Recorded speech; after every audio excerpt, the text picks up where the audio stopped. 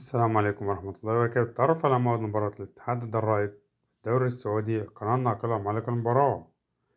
يلعب اليوم فريق الاتحاد ضد فريق الرائد في إطار مباراة الجولة 17 من بطولة دوري روشن السعودي، وتنطلق المباراة في تمام الساعة 8:30 مساء بتوقيت السعودية واليمن والعراق، 7:30 مساء بتوقيت مصر. تنقل المباراة عبر قناة SSHD5 بتعليق المعلق فهد العتيبي. نعمل منكم ترك توقعاتكم عن نتيجة اللقاء وما توقعاتكم من بطل دوري روشن هذا الموسم، ولا تنسوا أن تشتركوا معنا في القناة والإعجاب بالفيديو.